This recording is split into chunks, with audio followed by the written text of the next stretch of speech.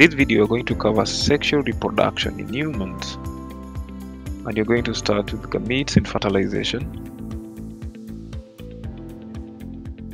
the female and male reproductive system, the menstrual cycle, the role of follicle-stimulating hormone and luteinizing hormone, the development of the embryo, secondary sexual characteristics, and lastly, contraception and fertility. Starting with gametes and fertilization, we are going to look at very crucial and highly specialized cells, egg and sperm cell. This leads to the production of new offspring, hence very vital. The female sex cells are known as the ova or egg cell. The male sex cells are known as sperm cells. Both of these cells are known as gametes. Gametes are an organism reproductive cells. They have the genetic information that all of our body cells have, and so are known as haploid. Humans have 23 chromosomes and most of our body cells have 2 of each.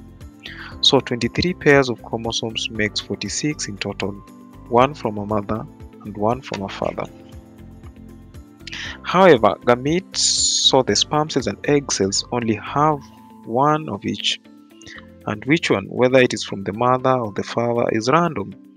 This means that each of our gametes can be different from each other depending on the mix of chromosomes. Although the egg cells and the sperm cells have this very important similarity of only 23 chromosomes, they are very different cells to look at. First off, they are hugely different in size. A human egg cell is spherical in shape and around 130 micrometers in diameter. That is 0.213 millimeters. That is very large. But what size do you think a sperm cell is? Have a look at this egg cell being fertilized and you can see the difference in size. As you can see, there is a lot of sperms. An ejaculation contains at least 20 million sperms per millimeter. That's a lot. In comparison, on an average, a woman releases 1 egg per month. The reason there's many sperms is to increase the chances of fertilization. When one sperm cell reaches the egg cell and the nucleus fuses, this gives 2 of each of 23 chromosomes and so makes up the 23 pairs and 46 chromosomes in total. The egg cell is large because it goes on to produce a new person, and so it's packed full of cell organelles which allow it to create new energy and parts. The sperm, on the other hand, only passes on its nucleus. Let's take a look at what's special about a sperm. The head is full of the cell parts that produce energy and also the nucleus. The sperm needs a lot of energy to get moving. As you can see, they have a tail that it uses to swim towards egg cell. The sperm has a long journey as the egg cell doesn't move. You can also see the cape right on top of the sperm. That is called acrosome, and it contains specialized enzymes. These enzymes are used to break through the protein coating on each egg cell. Because this protein varies from species to species, this prevents cells from being fertilized by sperm from another species. At this point, you should know a difference between a sperm and an egg cell. The egg is much bigger, does not move, and contains organelles needed for the fertilized egg to develop into an embryo and also a new human. Sperm cells are much smaller and motile, and there are millions of them. They only pass on their nucleus, and so they are able to be small. And most importantly, you should know that gametes, and so the egg cells and sperm cells, only contains 23 chromosomes each. This is known as haploid. When the egg is fertilized by a sperm cell, the 23 chromosomes from each pair up, giving the normal diploid cell amount of 23 pairs of 46 chromosomes. The next thing you're going to look at is gametes and fertilization. Fertilization is the fusion of nuclei from a male gamete, a sperm cell, and a female gamete, egg cell. It occurs in the oviducts. Gametes have adaptation to increase the chances of fertilization and successful development of the embryo. From this diagram, you can see the comparison between a sperm cell and an egg cell. A sperm cell contains an acrosome, which contains special enzymes, a haploid nucleus that carries genetic information, and a middle piece that contains mitochondria to provide energy required for swimming. And it also has a tail for swimming. On the other hand, an egg cell has a cell membrane and it's packed full of organelles including mitochondria. It has cytoplasm and the nucleus is a haploid nucleus just like a sperm cell. Comparison of male and female gametes. In terms of size, a sperm cell is very small, around 45 micrometers. An egg is large, around 0.2 millimeters. In terms of structure, the head region of a sperm and flagellum, it has many structural adaptations. On the other hand, the egg is a round cell with few structural adaptations covered in a gel coating. In terms of motility, a sperm is capable of locomotion, an egg is not capable of locomotion. In terms of numbers, sperm cells are produced every day in huge numbers, around 100 million per day. On the other hand, thousands of immature eggs in each ovary, but only one released each month. The adaptation of gametes. The adaptive feature of a sperm include it has a flagellum or a tail, and this enables it to swim to the egg. A sperm also contains enzyme in the head region known as acrosome, and this one is used to digest through the gel coating and cell membrane of an egg cell when it meets one. A sperm cell also contains as many mitochondria as possible. This to provide energy from respiration so that the flagellum can move back and forth for locomotion. On the other hand, an egg has a cytoplasm containing a store of energy. This to provide energy for the dividing zygote after fertilization. The egg also contains gel-like coating that changes after fertilization.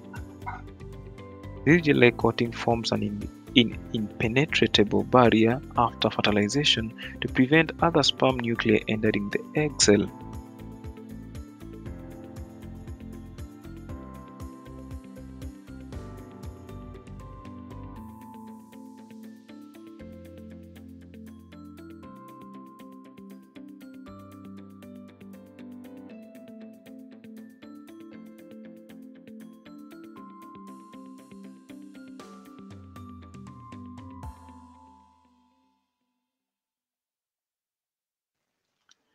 Humans look a bit like each of their parents. This is because they share genetic information with both of them. This mixing comes about because of sexual reproduction, which involves the joining of two sexes or gametes in a process called fertilization. Male and female humans have different reproductive systems. During puberty, the reproductive organs develop to enable the production of offspring. The testes produce sperm, which are the male gametes. The testes are kept outside of the body in the scrotum. This keeps them cooler and is better for sperm production. The sperm ducts carry sperm from testes to the urethra, which is a tube running down the inside of the penis. Here, the sperm is mixed with secretion from glands to produce a liquid called semen. Semen helps to carry the sperm into the female reproductive system. The female gametes, eggs or ova, are released from the ovaries. One is released every month by a process called ovulation. When a baby girl is born, she already has all of the eggs which she'll ever release inside her ovaries. During puberty, the monthly cycle of an egg maturing and being released starts. This is part of menstrual cycle. After ovulation, the egg travels along a tube called the fallopian tube or oviduct, away from the ovary and towards the uterus, which is also known as the womb. During sexual intercourse, also called copulation, semen is ejaculated from the penis into the woman's vagina and swims up through the cervix and into their uterus. If a sperm manages to reach the egg in the fallopian tube, then fertilization will occur. The fertilized egg, called a zygote, will start to divide. On reaching the uterus, this cluster of cells will settle into the lining. If the egg is not fertilized, it will leave the uterus along with the lining, and menstruation, also known as period, will happen. Once inside the uterus, in a pregnant woman, the ball of cells will continue to divide and differentiate to form different types of cells. Some will form structures in the embryo and others the placenta. The placenta is an organ and is where exchange of substances between the mother and the embryo occurs. Nutrients and oxygen will pass from the mother's blood into the embryo's blood in the placenta. Blood vessels in the umbilical cord transport these to the embryo. Waste products like carbon dioxide will pass from the embryo to the mother, where they are excreted. At the end of week 8 after fertilization, the embryo is called a fetus. It now has all of its organs, including a heart and brain, but it's still only the size of a grape. The fetus continues to develop for the entire pregnancy, also called gestation, so it can survive independently of its mother. This is normally between 38 and 42 weeks. In this part, you've learned about sexual reproduction in humans and how the male and female sexual reproductive organs are used to form and grow a fetus, ready for it to be born.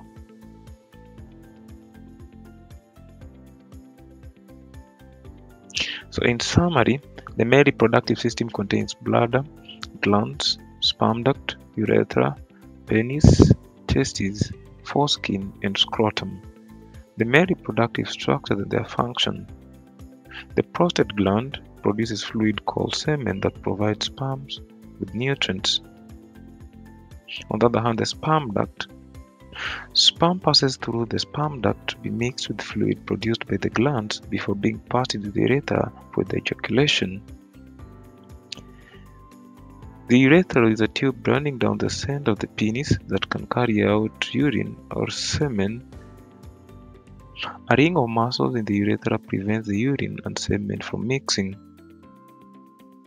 Testis is contained in a bag of skin or scrotum and produces sperm or male gametes and a hormone known as testosterone. The scrotum is a sac supporting the testes outside the body to ensure sperm are kept at a temperature slightly lower than the body temperature. The penis passes urine out of the body from the bladder and allows semen to pass into the vagina of a woman during sexual intercourse.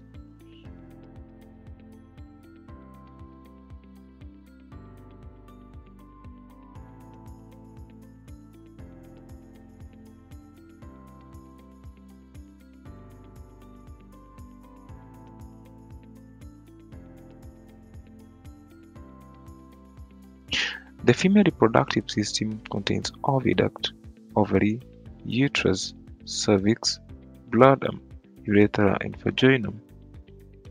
The female reproductive structures and their function include the oviduct, which connects the ovary to the uterus and is lined with ciliated cells to push the released ovum down it. Fertilization occurs here. The ovary contains ova, also known as female gametes, which will mature and develop when hormones are released. The uterus is a muscular bag with a soft lining where the fertilized egg, also known as the zygote, will be implanted to develop into a fetus. The cervix is a ring of muscles at the lower end of the uterus to keep the developing fetus in place during pregnancy. The vagina is a muscular tube that leads to the inside of the woman's body, where the male's penis will enter during sexual intercourse and sperms are deposited.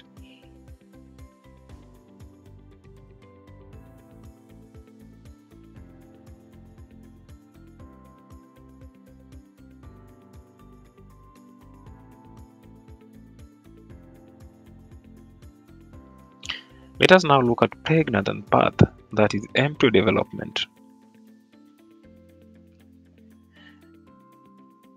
By the end of this section, you should be able to describe the role of the placenta in the nutrition of the developing embryo. The gestation period for humans is 9 months. Major development of organs takes place within the first 12 weeks. After this point, the organs are all in place and the remaining time is usually used by the fetus to grow bigger in size. During the gestation period, the fetus develops and grows by gaining the glucose, amino acids, fats, water, and oxygen it needs from the mother's blood. The blood runs opposite each other, never mixing in the placenta. The fetus blood connects to and from the placenta by the umbilical cord. The mother's blood also absorbs the waste from the fetus blood in the placenta. Substances like carbon dioxide and urea are removed from the fetus blood so that they don't build up to dangerous levels. The placenta acts as a barrier to prevent toxins and pathogens getting to the fetus blood. Not all toxin molecules or pathogenic organisms are stopped from passing through the placenta. This usually depends on the size of the molecule. This is why pregnant women are advised not to smoke during pregnancy, as molecules like nicotine can pass across the placenta. After the baby has been born, the umbilical cord is cut. This does not hurt as there are no nerves in it, just 2 blood vessels.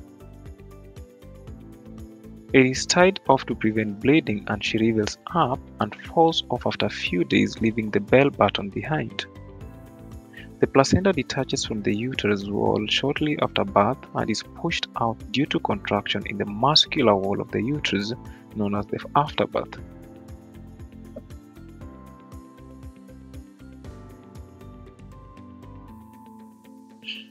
I'll give you an exam tip. It is worth learning at least 2 specific substances that move in either direction across the placenta. These are common exam questions, and non-specific answers such as waste products and nutrients will not get any marks.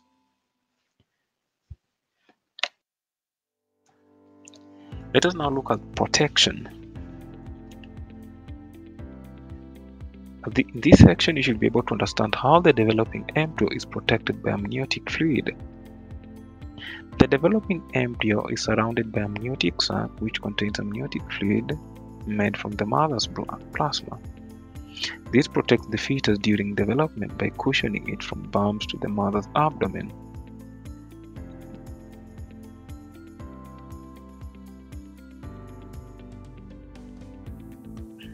Let's look at the menstrual cycle and menstrual cycle hormones.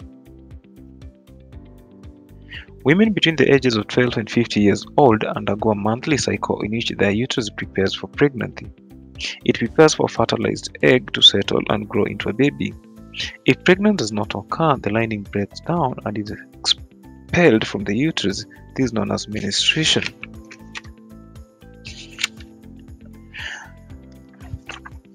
The menstrual cycle usually lasts about 28 days. During this period, women undergo drastic hormonal fluctuation as well as physical discomfort such as abdominal cramps, headaches, packages, and general nausea. The first stage of the cycle is referred to as menstruation and occurs if the egg is not being fertilized. This lasts between 3 to 7 days and is more commonly known as a period. Because the egg has not been fertilized, the uterus lining called the endometrium is not needed and hence it breaks down and is lost through the vaginal canal with some blood. The next stage is known as ovulation and is when the woman is most fertile. After menstruation, the lining of the uterus thickens up again in preparation for a fertilized egg, and inside the ovary a follicle develops. At about 14 days into the cycle, the egg is released from the follicle in the ovary and fertilization could take place. If the egg is fertilized and embeds itself in the thick uterine lining, the lining is now shedded and thus menstruation does not occur. The woman becomes pregnant. If If it doesn't manage to embed, then the lining will break down and the menstruation will occur and the cycle will be repeated. The menstruation cycle is controlled by two crucial hormones, estrogen and progesterone. Estrogen is produced by the ovaries and causes the uterus lining, the endometrium, to thicken again after menstruation, so that it's ready to receive an embryo. Progesterone is produced by the corpus luteum in the empty follicle. See how it's produced after the egg has been released and then drops off if fertilization does not occur. But if the egg is fertilized and embedded, then progesterone stays high for the first 6.5 months of pregnancy. The follicle continues to produce it, and placenta is formed. So estrogen builds up the uterus lining and progesterone maintains it during the second half of the menstrual cycle. There are two other hormones also involved, the follicle-stimulating hormone FSH or luteinizing hormone LH. Both follicle-stimulating hormone and luteinizing hormone are secreted by pituitary glands. FSH causes the egg to mature in the ovary and it also stimulates the ovaries to release estrogen. The estrogen then stops follicle-stimulating hormone being produced so that only one egg matures in the cycle. LH causes the mature egg to be released from the ovary and stimulate release of progesterone. So at this point, you should now have a better understanding how the menstrual cycle works, how the main hormones estrogen and progesterone control it, and how a woman's body is affected by these drastic changes.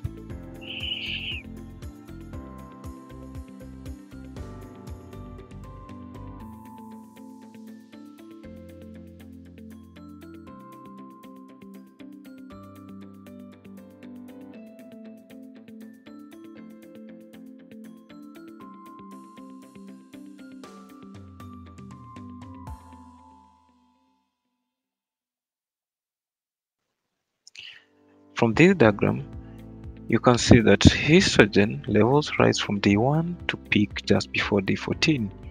This causes the uterine wall to start thickening and the egg to mature. The peak in estrogen occurs just before the egg is released. Progesterone stays low from day 1 to 14 and starts to rise once ovulation has occurred. The increasing levels cause the uterine lining to thicken further. A fall in progesterone level causes the uterine lining to break down, that is menstruation or a period. A summary of these hormones can be shown in this diagram. FSH and LH are produced in the pituitary gland, while estrogen and progesterone are produced in the ovaries, and they inhibit the production of FSH and LH.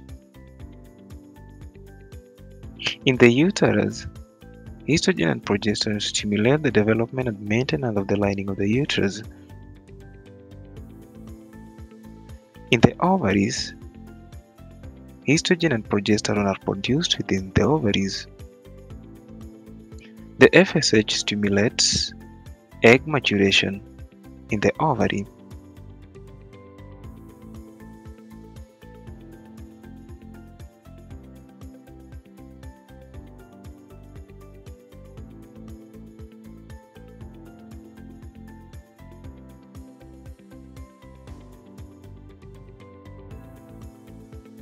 Let's look at secondary sexual characteristics. Primary sexual characteristics are present during development in the uterus and are the differences in reproductive organs, that is, between males and females. Secondary sexual characteristics are the changes that occur during puberty as children become adolescents. They are all controlled by release of hormones, estrogen in girls and testosterone in boys. From the diagram here, we can see the female secondary sexual characteristics caused by the effects of estrogen. That is, number 1 is breast development, body hair grows, menstrual cycle begins, hips get wider. For the male secondary sexual characteristics, it is the effect of testosterone, growth of penis and testes, growth of facial and body hair, muscles develop, voice breath, testis starts to produce sperm.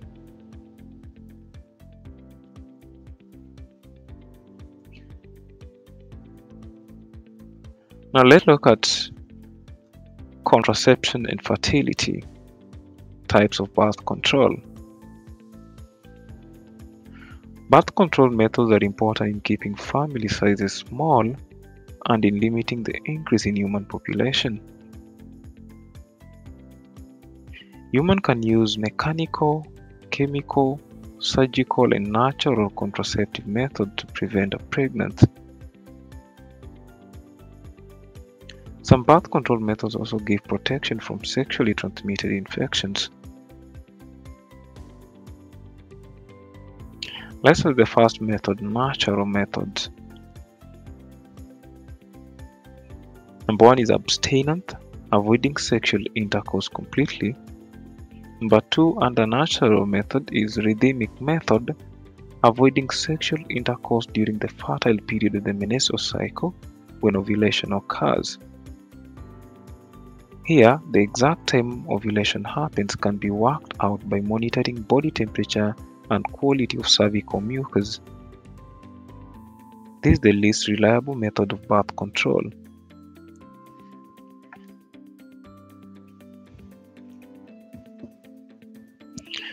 The other method is chemical methods, and that is intrauterine device or intrauterine system is a small device that is fitted inside the uterus by a doctor or a nurse. It releases sex hormones which thicken the mucus produced in the cervix, making it difficult for sperm to swim into the uterus. It also thins the lining of the uterus, making it more difficult for a fertilized egg to implant. An intrauterine device also interferes with the passage of sperm through the uterus, in which way it is acting as a barrier method of birth control. Still under chemical, another method is contraceptive pill, implant, and injection. This one may contain just progesterone or a mixture of progesterone and estrogen. It is very effective when taken regularly. The hormone can also be delivered from a small skin implant or an injection, both of which last several months and increase the effectiveness as they remove the risk of forgetting to take a pill regularly. The third class is barrier. These all work by preventing sperm from reaching the egg. And number 1 is a condom. It is latex sheath worn over the penis. It usually prevents sperm entering the vagina as ejaculate remains in condom. It also protects against STIs or sexually transmitted infections. Still under barium, the second thing you can use is a femidome. This is a latex sheath inserted into the vagina, and it prevents entry of sperm into the vagina. Then we have the diaphragm, which is a rubber cup that fits over the entrance to the cervix. It prevents entry of sperm into the uterus, often used with a spermicide or a cream which kills sperm.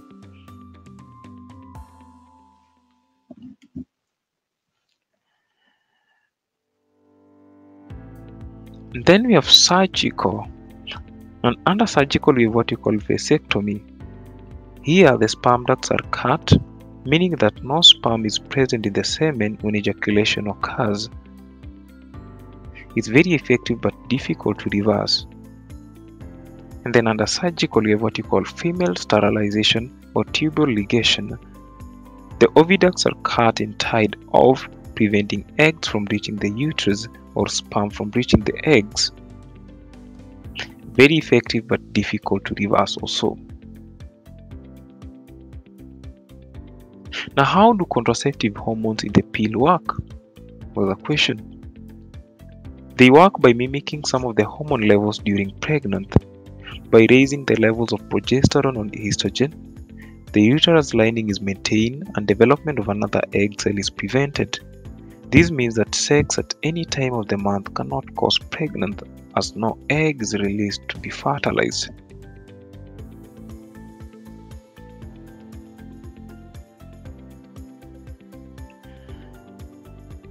Now, our last segment is fertility treatment. Now, in situations where couples find it difficult to conceive, fertility treatments can improve their chances. There are several different options depending on what the fertility issue is. And number one method is what we call artificial insemination, or AI. If the male is not producing healthy sperm, donor sperm can be used. The sperm are placed into the female's vagina at the fertile point in her menstrual cycle. But we do have social issues to consider, which includes the male must be able to cope with the fact that the child is not a biological son of his. The sperm donors may father multiple children who are not able to know their parentage. Another fertility treatment is fertility drugs. This method is used when the female is not producing enough eggs.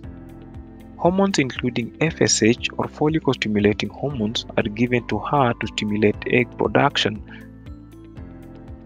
Social issues to consider in these methods include that several eggs can be released at once, so this increases the chance of multiple births, or twins, or triplets. And then the last method in fertility treatment is what we call in vitro fertilization, or IVF. If the female cannot conceive naturally even after taking fertility drugs, or if there are issues with both male and female fertility in a couple, in vitro fertilization, or IVF, can be used. This involves fertility drugs being given to the female to stimulate egg production before they are harvested from the ovary. The eggs are then inseminated in a petri dish using a sperm from the male. In vitro means in glass. And once embryo have formed, they are placed back into the uterus of the female. Several embryos are implanted to increase the chances of one developing further. But we do also have social issues to consider when using this method of fertility treatment. One thing you need to know that IVF, or in vitro fertilization, is relatively expensive and not all couples can afford it. As several embryos are implanted, the risk of multiple births is also quite high. Some women use IVF, or in vitro fertilization, to get pregnant at a later age than they would be able to conceive naturally.